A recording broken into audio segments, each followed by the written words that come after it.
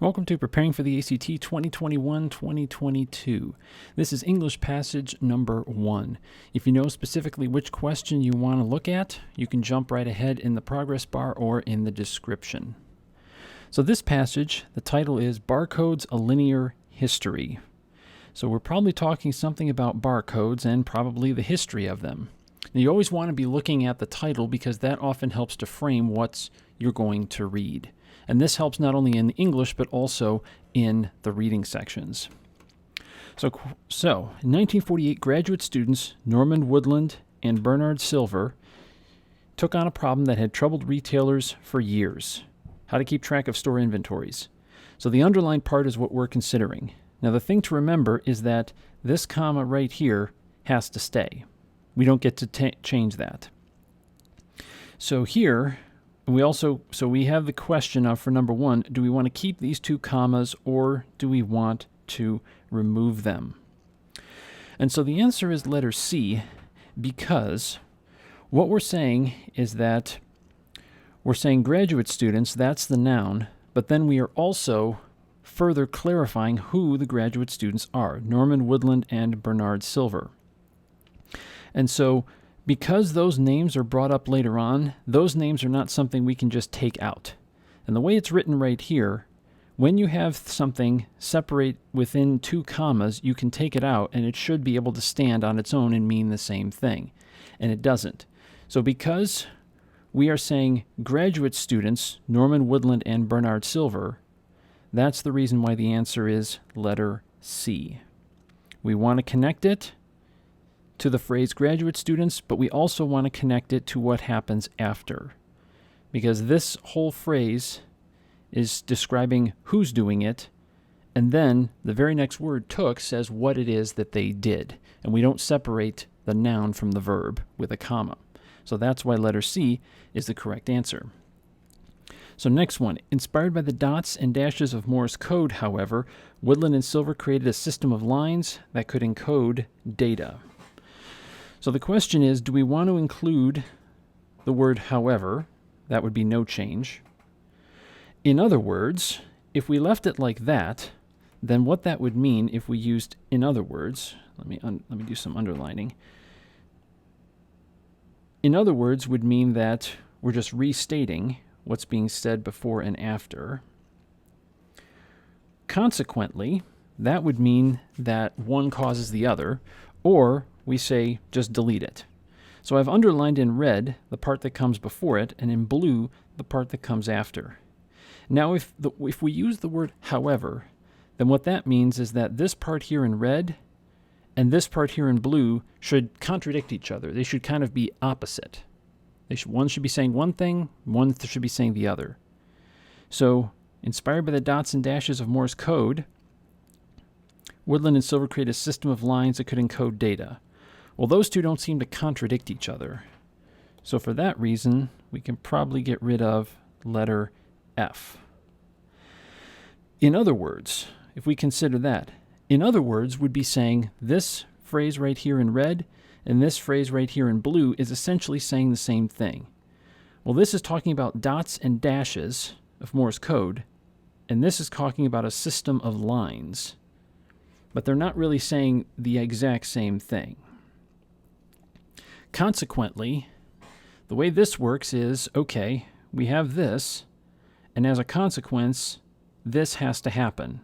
So whatever happens in red before this should automatically mean that whatever comes after it is an automatic thing. Well, Morse code existed for a very long time before they invented it. So it wasn't an automatic, this part right here caused this part right here. So, whoops, I'm going to do that. So that's why letter H is also incorrect. And so what we say instead is we just get rid of it. Inspired by the dots and dashes of Morse code, Woodland and Silver created a system of lines that could encode data. So number 3. So we read, the first barcode was composed of 4 white lines set at specific distance from each other on a black background. So the question is this phrase right here, distances from each other. And so we have these options: distances, so that each one was separated one from the other; locations, each one set apart from the other on a black background; or lengths of distance from each other. All right. So if I start with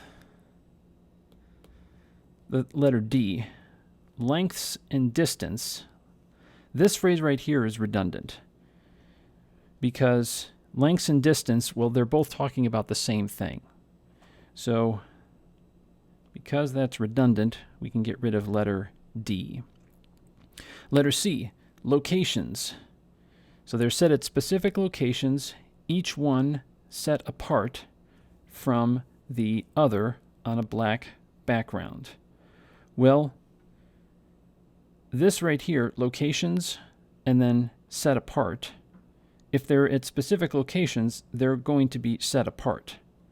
So that's also kind of redundant. So we don't need that.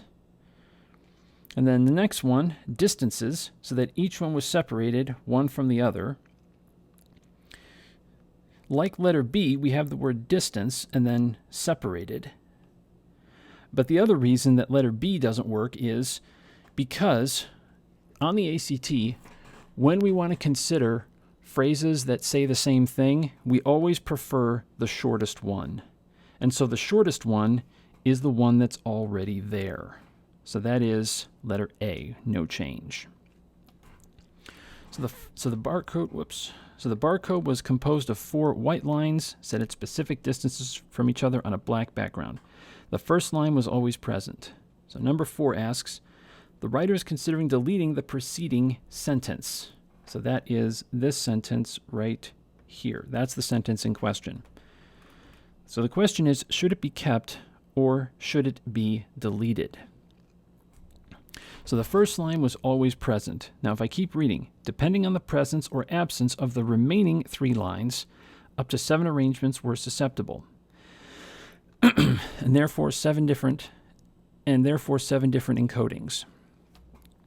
So one of the reasons that we want to keep that is because in the next sentence it says of the remaining. So let's imagine how this would read if we don't have this sentence here. The first barcode was composed of 4 white lines set at specific distances from each other on a background. Depending on the presence or absence of the remaining 3 lines. Well, hang on. This leads us to a question of, well, what's remaining? We don't know. Because what have we talked about that remains? So this line helps to clarify the lines that are remaining. So we definitely want to keep it. But the question is, both F and G both say that it should be kept. But the question is, well, what's the reason? So letter F says because it begins the description that is completed in the sentence that follows. Letter G says it should be kept because it gives a clear image of what the first barcode looked like. Well, it doesn't give a clear image. That is this right here. They don't give us that clear image. We don't have that. All we have is just a description. And like I showed you, that description starts right here, and then it continues on in the next sentence. So that's why it's letter F. So we read on. Oops, sorry about that. Up to 7 different arrangements were susceptible, and therefore 7 different encodings. All right, so the question is this word susceptible. Either no change, so susceptible kind of implies a weakness or a vulnerability.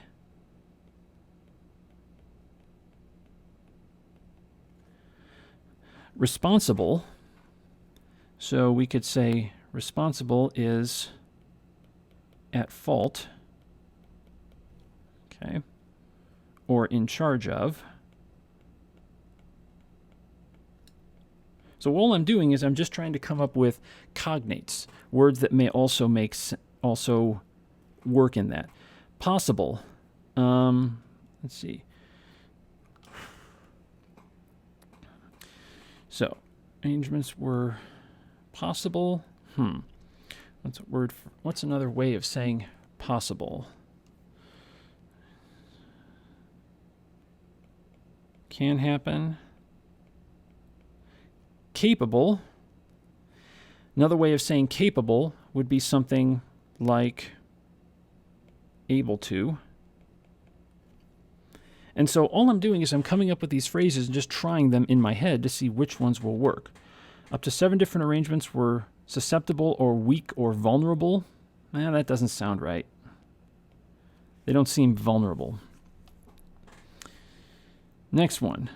7 arrangements were responsible or at fault or in charge of. No, that doesn't work. 7 different arrangements were possible or 7 different arrangements can happen. Yeah, that kind of sounds right. And capable. 7 different arrangements were capable or able to be made. Well, no, because when we talk about different possibilities, we're talking about different arrangements. And capable is usually something that's often just used for describing a person and less of an object or a combination. Next one. Today, 29 white lines making more than 500 million encodings possible. So the question is, all right, do we do nothing?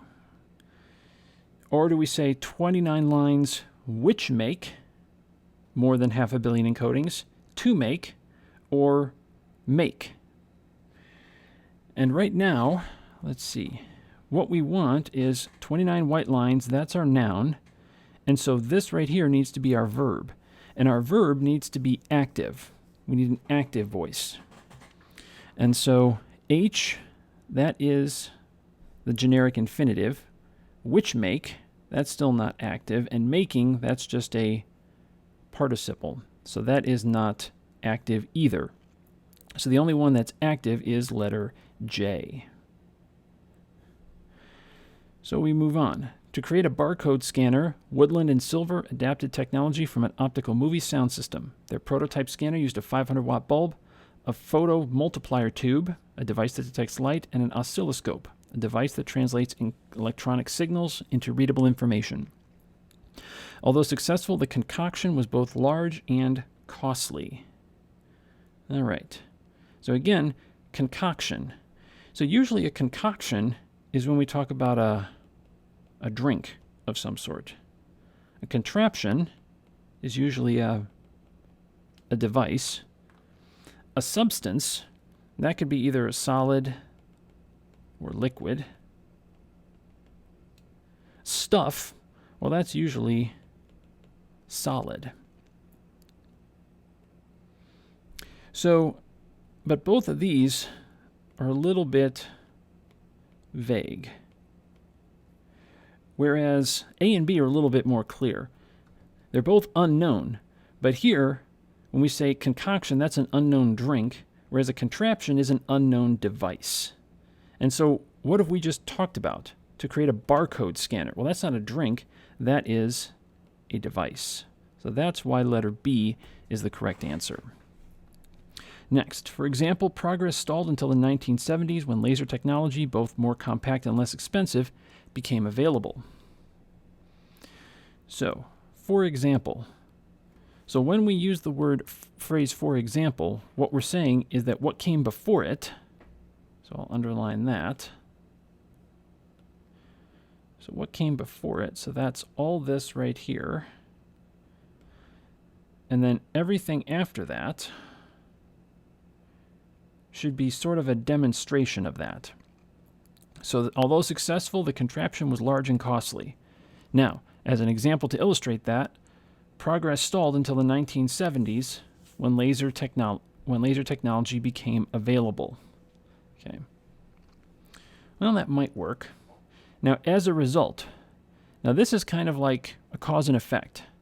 So this in red, if we use as a result, should cause what's in blue. So the contraption was large and costly. As a result, progress stalled until the 1970s when laser technology became available. Letter H, however, we saw that one already. So what comes before, however, and what comes after should kind of be at odds. Well, that's definitely not the case. Those definitely kind of say the same thing. Even so, that's in a similar way of however, where you say one thing and that even so, you kind of say the opposite. So that's not true. Now, when we look at it as an example, for example, we usually give a sort of a generic statement, and then we get more specific. So was it large and costly? Yeah. But we don't give an example of how large it was or how costly it was. So that's why letter G is the right answer, because it was large and costly, and because it was large and costly, progress stalled until the 1970s. All right. In today's scanners, a laser sends light back and forth across a barcode. While the black lines absorb the light, the white lines reflect it back at a fixed mirror inside the scanner. All right. So the question is, when we talk about it, what is it that we're referring to? So it says, while the black lines absorb the light, the white lines reflect it. All right. So we're talking about the light. So these two are the same thing, it and the light. So since the light is singular, we can go right ahead and get rid of the plural answers, them and ones. So the question is, we can either leave it as is, it is singular, but so is one. So the white lines reflect one back. Well, light is not something that can be really counted. It's just the light. So therefore, since it's not subject to counting, we just leave it as it is, as no change. So number 10. So it starts at the beginning of this paragraph where it says, today, being that there are 1- and 2-dimensional barcodes using numeric and alphanumeric symbologies. But it says, which of the following true statements, if added here, would effectively lead into the new subject of the paragraph? Okay. So what we have to do in order to understand this is we need to figure out, all right, what is the subject of this paragraph? So today, there are 2-dimensional barcodes using numeric and alphanumeric symbologies. Barcodes are not only used for a pack of gum or airline ticket, but also for research. In one study, for instance, tiny barcodes were placed on bees tracking their activities. Shaping the way we gather, track, and share information, we have almost certainly exceeded even Woodland and Silver's expectations. So what did we talk about in the last paragraph? In the last paragraph, they talk about how today's scanners work. Now here, it seems like we're talking about how scanners are applied.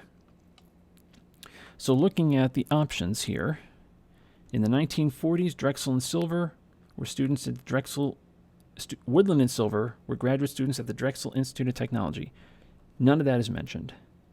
Woodland and Silver were granted a patent for their barcode on October 7th, 1952. Now, Woodland and Silver were mentioned, but nothing about their patent and nothing about that date. Barcode equipment has been available for retail use since 1970. Well, they did talk about retail use, but we've also talked about usage beyond retail besides the stores. So H doesn't work. Barcodes themselves have advanced. So not only the technology, but how we use them.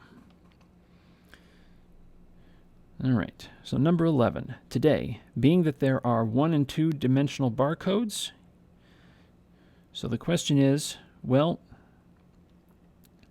do we leave it, being that there are, or do we use B, there are? So today, there are 1- and 2-dimensional barcodes. It seems like that works because it's shorter. We can get rid of the being that, and it still maintains the idea. Today, where 1- and 2-dimensional barcodes using alphanumeric symbologies, well, if we use letter C, there's no verb. Same thing with letter D. If we just say today, 1- and 2-dimensional barcodes using alphanumeric and alphanumeric symbologies, there's no verb. So that's why letter C and D is wrong. Now letter A is wrong because we can get rid of the being that, and it would still have the same idea. Number 12. Here we're talking about, in one study, for instance, tiny barcodes were placed on bees, tracking their activities.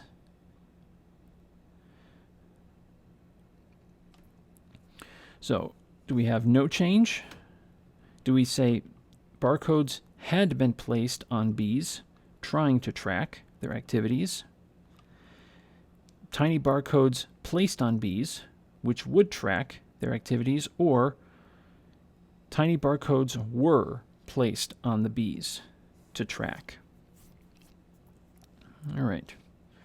So we're all talking about how we use placing on the bees and the way that we talk about how they are tracked.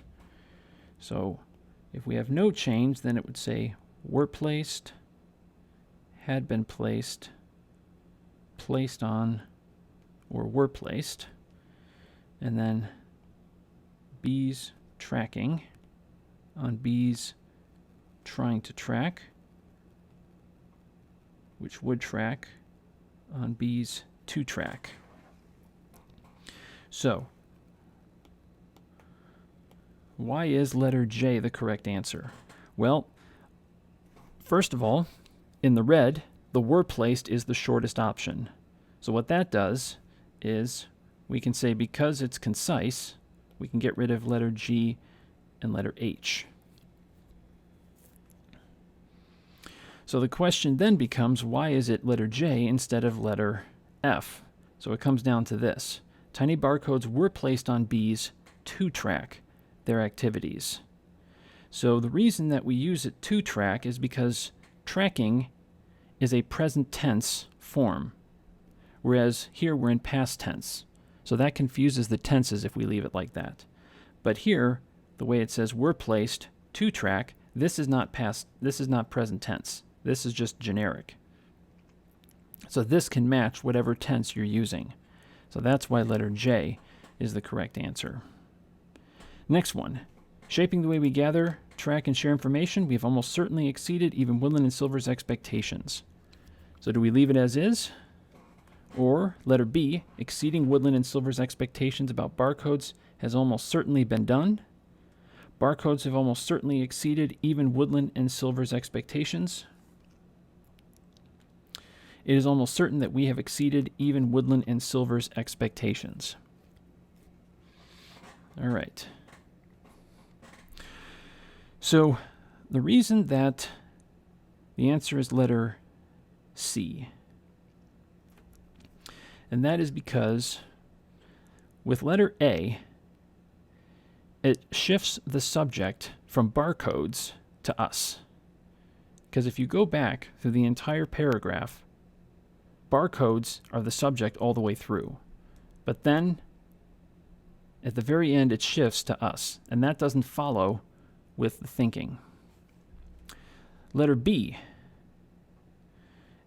shaping the way we gather, track, and share information, exceeding Woodland and expectations about barcodes has almost certainly been done. Has almost certainly been done, again, is kind of wordy. Not the best choice. It is almost certain that we have exceeded even Woodland and Silver's expectations. Again, who's the subject? We. Whereas option C, barcodes, is the subject. And so it keeps that continuity within the paragraph. So number 14. For the sake of logic and coherence of the essay, where should paragraph 3 be placed? So in order to do this, what we need to do is we need to go back and we need to summarize each of the 5 paragraphs. So what we have here is we have the history and the inspiration.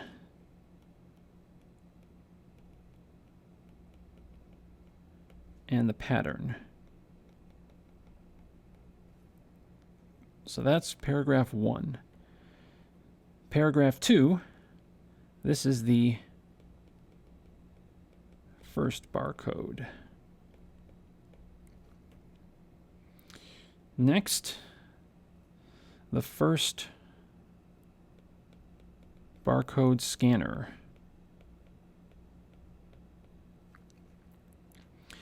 Paragraph 4, we have modern scanners